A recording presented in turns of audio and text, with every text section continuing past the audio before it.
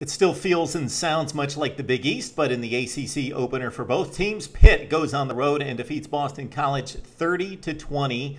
The Panthers open up now 2-0, and BC falls to 1-1. James Conner, after a strong freshman season, comes out of the gate and rushes for 153 against Delaware in a 62-0 drubbing. And tonight, against a tougher foe, a much bigger game even, 36 carries, 214 yards, and a touchdown. Conner rushed for 800 yards and 8 touchdowns as a freshman for Pitt, and he is carrying the load through 2 games for the Panthers as they prove to be substantially a better team than BC on the road, winning by 10, and they had a comfortable lead late in this one. The sophomore quarterback, Chad Voytik, completed 10 of 20 for 111 yards, a pedestrian game for Voytik, with Conner rushing the football and carrying the offense in this one. Voytik, again, 2 touchdown passes and 1 pick. He was the 4th-rated pro-style quarterback coming out of high school, according to Rivals.com. The sophomore threw just 11 passes in relief of Tom Savage last season, and again, 10 for 20 in this one. 10 completions, 5 of those to the all-world Tyler Boyd, who caught 5 for 72 and 2 touchdowns. Boyd coming off an 85-catch season with 7 touchdowns.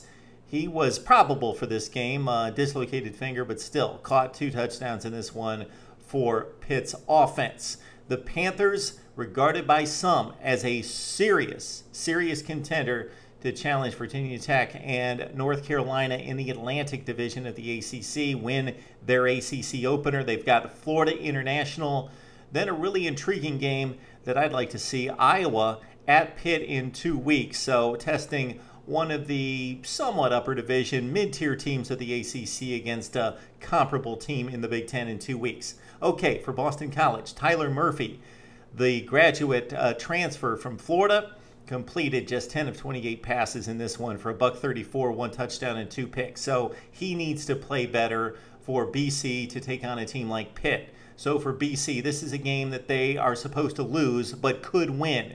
So we sized up their schedule in our preseason breakdowns and said this is the type game right here that BC has to pull off. They have to pull off about half of these type games where they're a slight favorite, but being at home, they need to pull off some of these games to get to postseason play once again, as they did last season under Steve Addazio, lifting them from 2-10 in 2012 to 7 wins last season and 7-6 after the Bull loss to Arizona.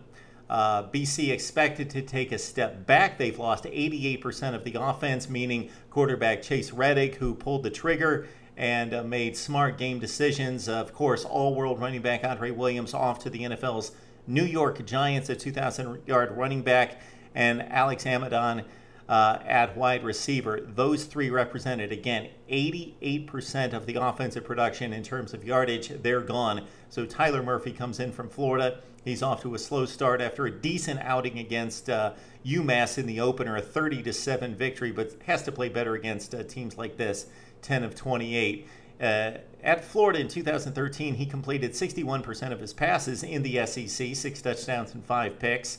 But again, he's also a running threat, and he did that. He's applied that dimension for BC against Pitt tonight. 15 carries for 104 yards after rushing for $118 in the opener. For BC, next week, it doesn't get easier. It gets much tougher. They take on USC. They lost to the Trojans in blowout fashion on the West Coast last year. This time, they play in Chestnut Hill against the Trojans, hoping to catch USC either coming off a huge win and looking past them, or continuing a letdown after USC taking on Stanford on Saturday. Then BC with a winnable game taking on Maine in 2 weeks. All right, would love to hear what you have to say about Pitt and BC and their prospects in the ACC right here on Mark Rogers TV.